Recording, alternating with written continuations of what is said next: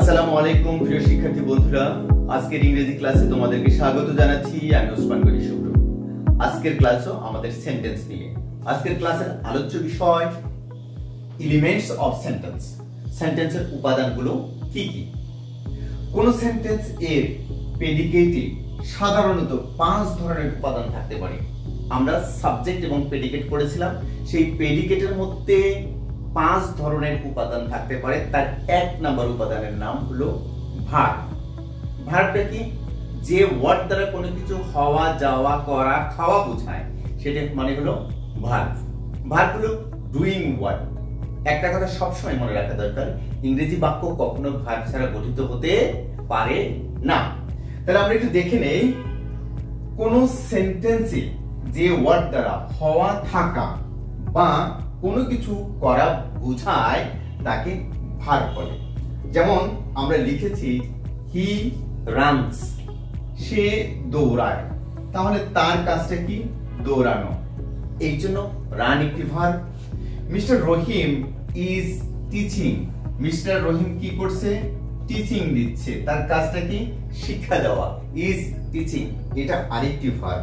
She is a student, আর এখানে হলো she is a student। এই ইজটা হলো ভার্ব। এর পরবর্তীটা নাম হলো কি? অবজেক্ট।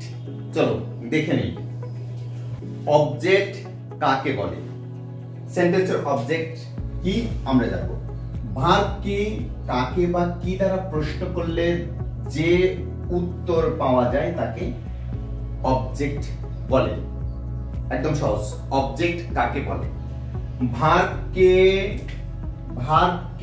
কাকে বা কি দ্বারা প্রশ্ন করলে যে উত্তর পাওয়া যায় তাকে অবজেক্ট বলে।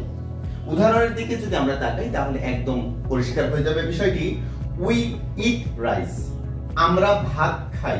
তাহলে আমরা কি খাই? ভাত খাই।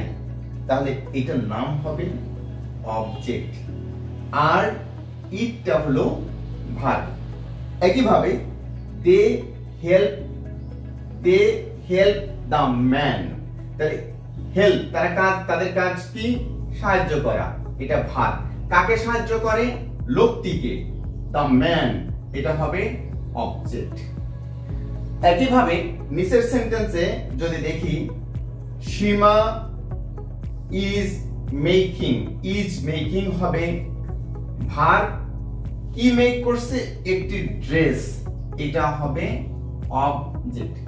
আশা করি অবজেক্টটা তোমাদের কাছে একদম পরিষ্কার হয়ে গেছে। এরপরে আমরা জানবো অ্যাডজেক্টিভ। তাহলে এবার আমরা জেনে নিব অ্যাডজেক্টিভ কাকে বলে। অ্যাডজেক্টিভটা হলো একদম সহজ, যে ওয়ার্ড দ্বারা নাউন বা প্রোনাউনের দোষ, গুণ, অবস্থা, পরিমাণ ও সংখ্যা প্রকাশ করা হয় তাকে অ্যাডজেক্টিভ বলে। আবার আমরা যদি দেখে নেই কি কি এখানে প্রকাশ করবে। একটা হলো দোষ, আরেকটি গুণ, অবস্থা, পরিমাণ, সংখ্যা। এই ওয়ার্ডগুলো দিয়ে অ্যাডজেক্টিভ প্রকাশ করা হয়। আর অ্যাডজেক্টিভ সাধারণত নাউন বা প্রোনাউনের আগে বসে। যদি উদাহরণের দিকে তাকাই তাহলে আমরা দেখতে পাবো, mobile phone is very useful device. Mobile phone subject, is verb, a useful ডিভাইসটা হলো নাউন, আর এই যে আ ইউজফুল ডিভাইস এটা হলো অ্যাডজেক্টিভ। এখানে দুইটা অ্যাডজেক্টিভ আছে, একটা আ আর একটা হলো useful.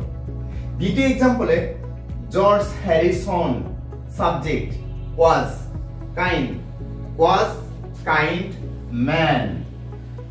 George Harrison was kind man. তাহলে কে কাইন্ড ম্যান?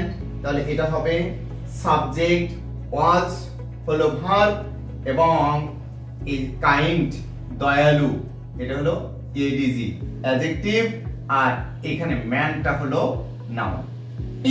একইভাবে যদি আমরা তৃতীয় এক্সাম্পলটা দেখি তাহলে আমরা দেখতে পাচ্ছি, দেয়ার আর 30 স্টুডেন্টস। এটা একটা নাম্বার। এই 30টা এটাও হলো অ্যাডজেক্টিভ। কার আগে বসেছে? স্টুডেন্টস, নাউনের আগে বসেছে। আশা করি অ্যাডজেক্টিভ তোমাদের কাছে ক্লিয়ার হয়ে গেছে। যদি প্রশ্ন থেকে থাকে তাহলে আমাদের কমেন্ট বক্সে তোমরা প্রশ্ন করলেই উত্তর পেয়ে যাবে। এবার আমরা পরবর্তীটা দেখব, সেটা হলো অ্যাডভার্বিয়াল। অ্যাডভার্বিয়ালটা কি চলো দেখে নিই। অ্যাডভার্বিয়াল এখন আমরা জানব।